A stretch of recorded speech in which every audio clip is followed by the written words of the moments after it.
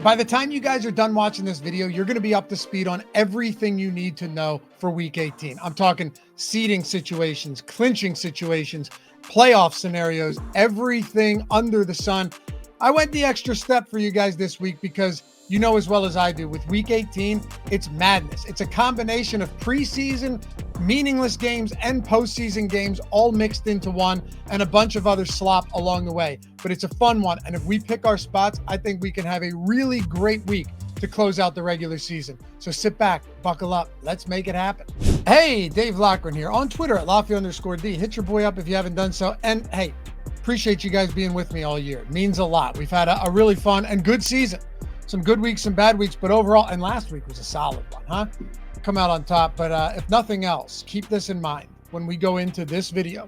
You're going to need to make some own decisions. You're going to need to make some decisions on your own because there's some spots that are still murky as far as coach speak goes.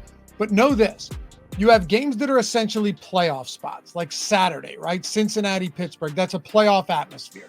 Vikings, Detroit to close out the week. You have other games that are essentially meaningless. Two teams that are already out of the playoffs but are going to play their starters. And then you have two other spots. You have one type of game where you have a team that actually has something to play for while the other team doesn't, but they'll play their starters. And then finally, the last scenario is a team that'll play their starters, has nothing to play for against the team that already locked up a seed, and then they're just going to rest their starters or play them very sparingly. So keep that in mind. No stone unturned. I'll let you know everything you need to know as we dig into this. So let's make it happen, and we'll kick it off with Saturday football in Week 18. Browns at the Ravens. Ravens minus 17.5, 42.5 point total here.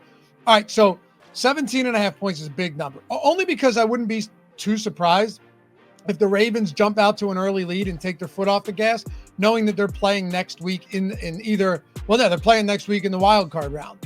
Like, I'd obviously rather get 9.5 on the first half line, but 10.5, I'm actually okay with this spot. Here's why. Cleveland is not only the lowest scoring team in football, they're the lowest scoring team in the first half as well. Shocking, right? Baltimore, meanwhile, is behind only Tampa and Detroit in first half scoring this season. They've been awesome in the first half.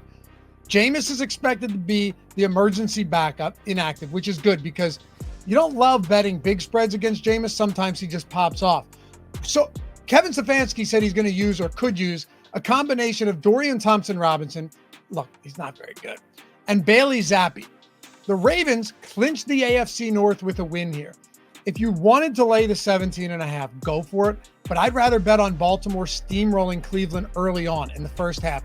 I also wouldn't be shocked to see Cleveland sit some defensive starters who've been banged up all year. So yeah, look, it's outside of 10, kind of gross, but it just feels like one of these spots where Baltimore, knowing they've got it locked up in the first game of the week, win and you got it. You got the AFC North. They come out hard and strong, minus 10.5 first half for the Baltimore Ravens. Second game on Saturday is Bengals at Steelers. If you haven't noticed, it's the AFC North Saturday games. The whole division plays on Saturday, and this is an awesome game. Bengals are 1.5 point favorites, 48.5 point total. The Bengals' hopes for a playoff berth hang by a thread. And the only thing in their control, because a lot is out of their control, is getting a win in Pittsburgh. In addition to that, they need Denver to lose against the Chief team that's going to be resting a lot of their starters. And they need a Miami loss or tie against the Jets. I actually think that part is very possible. We're going to talk about that game later. I like that spot. Tua Tagovailoa seems like he's not going to play. It definitely seems like he's trending towards being out. Now, since he's rattled off 4 straight wins, while Pittsburgh has lost 3 straight, let's give him, a bit of a pass here because they've had a gauntlet of a schedule. Philly, then Baltimore, then Kansas City, and 2 of those games without George Pickens. Not like it mattered on Christmas, but you get the point. Truthfully, I don't love this spot in either direction because Tomlin, despite, his recent lack of success in this department with this trend, he's been incredible against the spread as a dog, and the Steelers still have something to play for. Here's the tricky part. Remember, I told you guys, I'm going to give you everything you need to know for scenarios, playoff. You're in the right spot, my friends. Here's the tricky part. The Steelers can only win the division with a win and a Ravens loss. The Ravens are 17.5, 18 point favorites. The likelihood that they win or the likelihood that the Ravens lose is below 10%. And the Steelers are going to know the outcome of that game before their game starts. But if the Steelers and the Ravens both win, the Steelers face Houston in the wild card round. If the Steelers lose and the Chargers win against the Raiders, they're 5.5-point favorites, they have to face the Ravens in the first round in Baltimore. Who wouldn't want to, truthfully, I know some teams, some coaches like McVay might not care, and we'll talk about that later, but who would want to face the Ravens over the Houston Texans in the opening round of the playoffs right now? Not me, man. This sounds crazy. I'd actually lean Steelers plus 1.5 here because the Bengals are winning games and they're beating up on bad teams for sure. Don't get me wrong, Broncos on a bad team. That's one of the sickest games I've ever seen. But Steelers defense is still good for the most part, and the Bengals defense still stinks. Steelers have been facing some really good defenses lately. Lean Steelers plus 1.5. Are you guys riding the Bengals here? I assume Bengals would be pretty popular in a spot like this. I haven't bet this game yet. I did bet the Ravens, just so you know. Let's talk Sunday. Giants at Steelers. Giants at Eagles, sorry. Eagles minus 3.5, 38.5 point total. You're going to have to inject some of your own thought process into some of these games, and this is one of them. I wrote all of this down before we got the news like 30 minutes ago when I said there's just no way Sirianni plays his starters. I've been screaming this from the rooftop since last Sunday that if Sirianni was going to try and get Saquon Barkley the record, why would they pull the guy with 12 minutes to go against the Cowboys when the Cowboys gave up? They wouldn't do it, obviously. And now we're getting word that that's exactly what's going to happen. They wanted to get him 2,000 yards, and they wanted to do it in 16 games, which they did. Okay? That was it. And Sirianni always says he's undecided on this stuff, and he never plays his starters. Either way, the Giants, with a win, would hurt their draft pick. We already know that, right? They would hurt their draft pick with a win. But I don't know how much that matters. And I say this all the time, like, tanking is not a thing in the NFL. Now you're going to say, Loughy, what are you talking about? Tanking is not a thing if the starters are on the field, right? Like, do you think Drew Lock cares about losing this game for a draft pick? No, this guy's playing for his career. You know what I mean? You think Malik Neighbors? No, these guys are playing, I don't want to say for themselves, but in essence, a lot of them are playing for themselves to close out the year on a high note and say, look, man, those are some good numbers, right? Like, if you're benching Malik Neighbors and you don't have Tyrone Tracy, again, another guy who's playing right like this, who's Tyrone Tracy? These guys are trying to win football games. So if it turns out that Brian Daboll decides he's going to play all the guys he played last week, give me the Giants here as 3.5 point dogs. The way that teams tank is by putting bad players on the field. The bad players can try to win, but they likely won't. Now, if you think I'm wrong, which could be the case here, don't bet the Eagles. Or I'm sorry, don't bet the Giants. Don't bet the Eagles at 3.5. Grab them at 2.5 in the first half or something like that. You know, grab them at 3. There's 3s out there. There's 2s out there actually since this news came out. But I locked in the 3.5 earlier. There's still a couple out there. I'd still take Giants plus 3 in this spot. Just keep this in mind. It's all working under the assumption that Daboll plays his starters. So maybe wait on this one. Because at the time of recording this, the expectation is that Daboll is going to play his starters, and that's all I can give you guys, right? I can't tell the future. I can just tell you what I think is going to happen. Right now, Giants plus 3.5. All right, let's talk Patriots. Hosting the Bills. Gross game, huh? Gross game. You have the Bills right now, 2.5 point favorites. We don't know who's starting at quarterback for the Patriots. I think it's going to be Joe Milton. And Drake May suffered a concussion scare last week. I'm no doctor, but I'm pretty sure that guy was concussed, okay? There's really no need to run him out there in a game like this. Plus, the Patriots hold the number 1 pick in the draft if the season ended today. And Josh Allen's going to start, but that is only because he wants to keep his game started streak intact. That's it. I truly wouldn't be surprised if Allen played one snap, and then be out. Seriously. It's essentially a preseason game.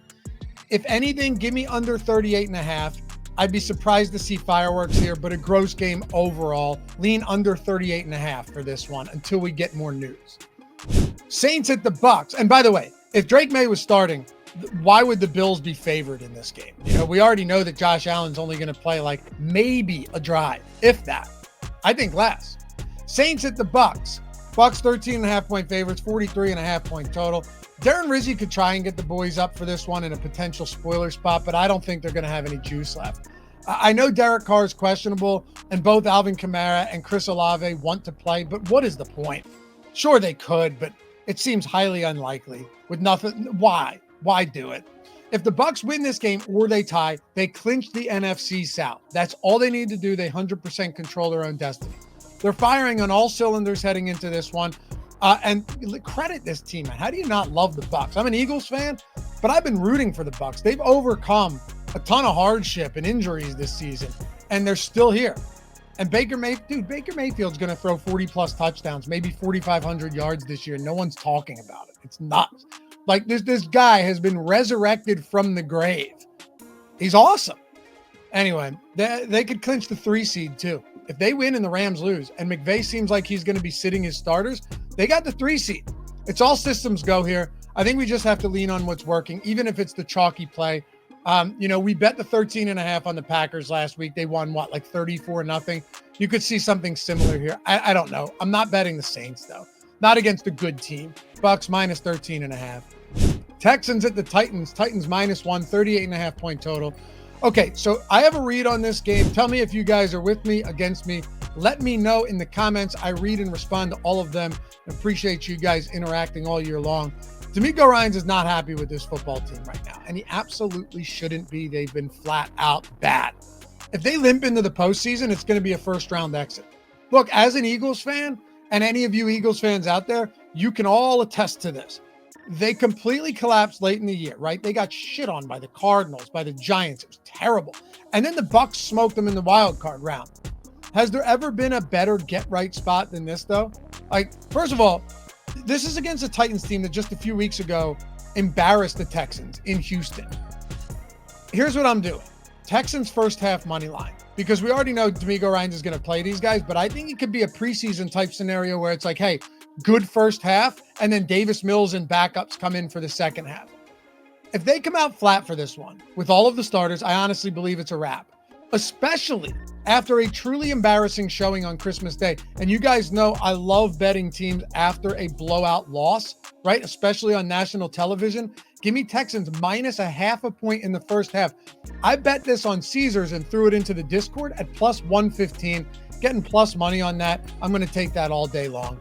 Plus, the Titans are starting Mason Rudolph, and they're playing Will Levis. I mean, it's a joke of an organization out there. And that team against the spread is like 2-14 on the year.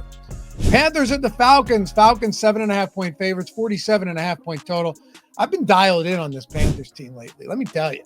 We just follow the likely path, though, of a team that's, a team like this. You fade them when everyone else decides to back them as home favorites against the Cowboys, and then you do the opposite when everybody fades, right?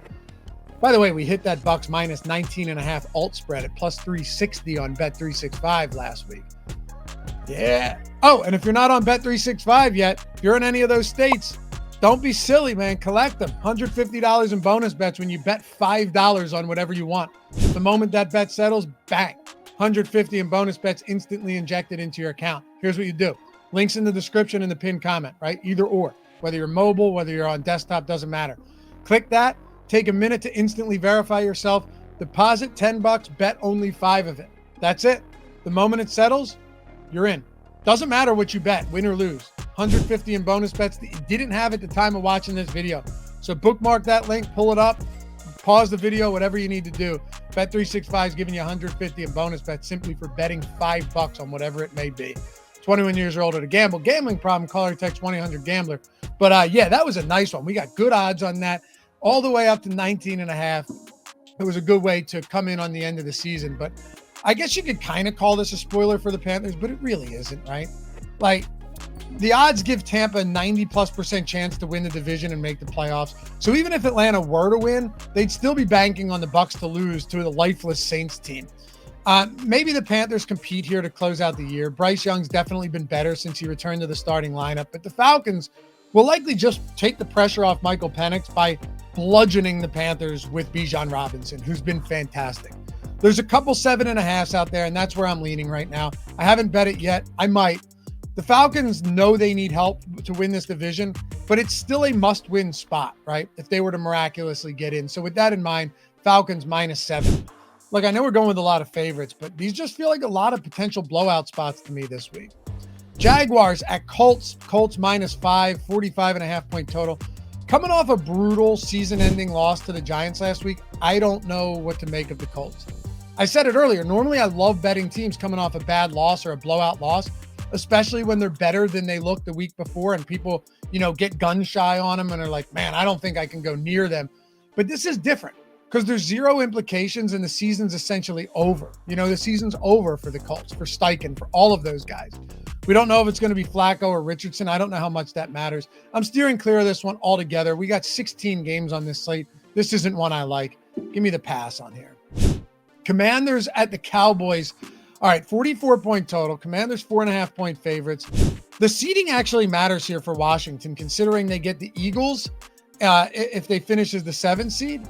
I think that's a pretty significant difference, right? They get the Eagles in the 7 in Philly, or either the Rams or the Bucks. Bucks are a great team, but I think if you're Dan Quinn, you still want not only the 6th seed, but maybe to avoid going to Philadelphia, especially after Philly, after Washington had that wild comeback. Jalen Hurts got injured with the concussion in that game. Do you really want to go into Philly after just beating them? To me, that's the last place you'd want to play. And Dan Quinn didn't mince words about it either.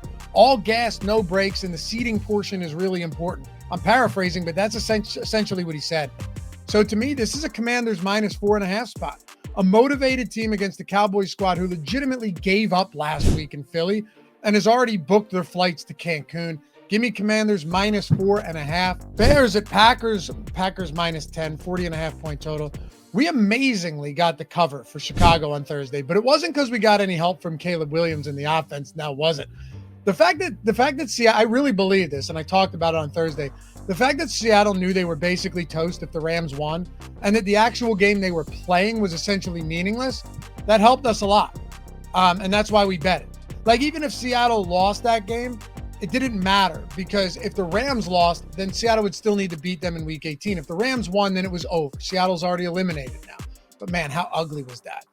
I'd say we got lucky, but on the other hand, it's not totally shocking. The Seahawks were flat.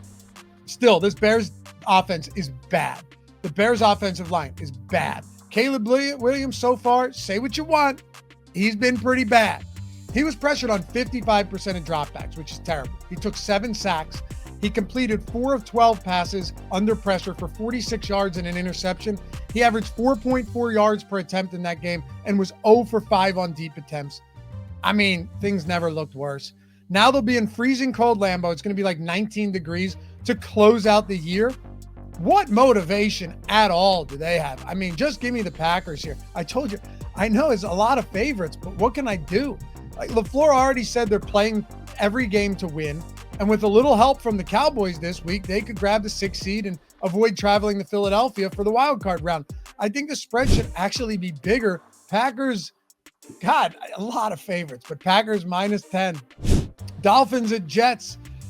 All right, Dolphins are 1.5 point favorites, 39.5 point total here. This may be Aaron Rodgers' send-off. Remember I told you I kind of like this game? All right, crucify me for it, fellas. Let the comments rain down below. Whether you love him or hate him, this might be the send-off for Rodgers. None of that really matters if you like him or not. He's 1 touchdown pass shy of 500 for his career. I know Devontae Adams said he would love that. They'll probably get it for him, but keep in mind the books will bake that into the odds, so be careful. And the Jets have a chance of crushing Miami's playoff hopes for good. Tua seems unlikely to play, yet the Dolphins are still 1.5 point favorites with Tyler Huntley likely getting the start. We saw what happened with Tyler Huntley earlier in the year. Yes, I know he got a win against Cleveland last week, but that genuinely means nothing to me. The Jets have burned me all season long, so why not just ride it out and go out with a bang? It's Jets or nothing for me here, and quite frankly, I already bet this one. I actually like this spot. Give me the Jets money line. You can get this at +105 on Bet365 right now. Yep, we're going to do it. Jets money line +105. I have no faith in Tyler Huntley. And I think maybe the boys get up for Rodgers in this one, despite a disgustingly bad season. Chiefs at the Broncos. Broncos -10.5, 38.5 point total. Absolutely a must-win game for the Broncos after falling in overtime to the Bengals last Saturday. By the way, tell me that wasn't, I'm not saying game of the year, but if there were candidates for it, like top 5, That's in there. That was a fantastic game, man. The Marvin Mims plays, Bo Nix, everything about it. Just Joe Burrow carving up an elite secondary. Awesome game. If they win and they're in, that's that simple. They win, they're in. That's it. And Andy Reid said Carson Wentz is starting this game for Kansas City, so we don't have to wait on pins and needles seeing what he decides. It's not like he's going to have all of his top playmakers out there either. Mahomes isn't playing. Why are you going to run Kelsey, Brown, Hopkins, Worthy, all of those guys out there for a full game? I haven't bet this game. I'm not sure I will, but if you do, I mean, it's Denver -10, right? I'm just not going to take the Chiefs resting key starters against the full Broncos starters. At home, in a win or possibly go-home type of spot, I'd lean Broncos here, but it's not a game I bet. Chargers at the Raiders. Chargers will either be the 5 seed or the 6 seed. To get the 5 seed, they need to beat the Raiders, but they also need the Steelers to lose. Now, here's the issue here. This is why I haven't bet this game yet. They'll know the result of the Steelers game since it's a Saturday game, and all of this may be moot by that point. Why does it matter? I think it matters a lot. If you get the 5 seed, that means they face the Texans, right? Just like the Steelers getting the 5 seed. If they get the 6 seed, they're almost certainly facing the Ravens. Which of these teams would you rather face in the wild card?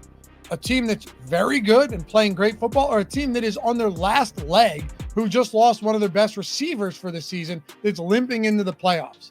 I don't know. But here's the thing. We won't know their motivation until after the Steelers game. If the Bengals beat the Steelers, I'd happily look to lay the 5.5 on the Chargers. I actually wonder if it moves in that case. But if Pittsburgh wins, the Chargers are locked into the 6 seed, and I don't know how much motivation Harbaugh and company are going to have in a truly meaningless game. So I'll lean Chargers, but you got to wait for this one. Seahawks at the Rams, another meaningless game, but might have some meaning from a betting perspective. Seahawks are 5.5-point favorites, and Sean McVay insinuated this week that he's likely resting his starters, that the health going into the playoffs means more than this game. They'll either be the 3 or the 4 seed, but he doesn't seem to care where they land, and they'll have a home game regardless. Seattle's eliminated from the playoffs meanwhile, but Mike McDonald has already emphasized that it means a lot to them to get to 10 wins and end on a high note. Plus, Geno Smith has financial incentives for this game statistically, and also if they win 10 games, he has a nice little payday coming his way. I hate to be this heavy on favorites. My God, it's gross. They did go 13-3 against the spread and 15-1 straight up last week. Also, how crazy is this? I don't know if you guys have been paying attention. Remember earlier in the year, all of the dogs were winning at an insane clip, like crazy clip through September? Well, now, depending on what happens this week, it's like a tale of 2 seasons. Now, it's possible that this may be the winningest season for favorites ever. How does that happen after what we saw through the first few weeks? So maybe I'm not all that far off base if you think about it, right? Especially given some of the scenarios surrounding these teams. So yeah, the way I see it is this is a game that actually means something to Seattle. And with McVay planning on resting his guys, I don't really want anything to do with the Rams side of this. So I'd lean Seahawks -5.5 here. San Francisco 49ers at the Cardinals. Cardinals -4.5, 42.5 point total. Look, Shanahan proved on Monday that the 49ers are playing to win, even though they're out of it. And I read that situation wrong for sure. Here's the good thing. I did not read the situation wrong with the Lions and Dan Campbell at all. So we still got the cover. We needed a little luck and a little bad kicking from Jake Moody, but what's the point of bad luck if sometimes it doesn't go the other way for us? You know what I mean? We had plenty of bad luck this year. Like that Broncos game. We bet the Broncos +3.5 against Cincinnati. There's no reason we shouldn't have got the cover. If Chase Brown doesn't get hurt at the goal line, they kick the field goal and run the clock. They couple kneels, they run the clock. That's it. And they missed a field goal that would have gotten us the cover and ended the game. See what I mean? It bounces both ways now, doesn't it? Anyway, even with Josh Dobbs probably starting, assuming all the other starters are on the field for the Niners, I kind of like them this week. Like, I don't really think any team should be a 4.5-point dog against the Cardinals right now, especially not in the divisional spot where neither team has anything to play for but their pride to close out the year. Dobbs proved at times last year that he was, semi-competent. He has plenty of weapons at his disposal. And I don't see why they'd play James Conner after re-aggravating his injury when he already wasn't at 100% last week. And he's actually been integral to that team's success this year. Or, lack some success. Either way, give me 49ers +4.5. I kind of like them here on the road. And we close out the week with the Vikings at the Lions. Lions minus 3.5. 57-point total, my friends. 57 in some spots. Whew. Man, I love this game. Before we talk about it, though, just a heads up for all of you guys who are actually looking to make money once football is over and even through the postseason. I yell it to everybody because it works for me. And if it works for me, the great thing about betting is we're not doing this against each other. It's not daily fantasy sports. It's not even your fantasy leagues, your home leagues, right? It's none of that. You're playing against the books. So when I win, you can win too, and it's all for the better. Portfolio EV is it's the best platform out there. This is my December results. I put this out on Twitter to show people that if you have a couple bad days early on in the month, like maybe you start off a few bad days and you sign up, stick with it, because that's what happens at the end of the month, right? This is what's happened for me in the season for NBA and NHL, and I've hardly watched a single game. I just pull the bets that are given to me.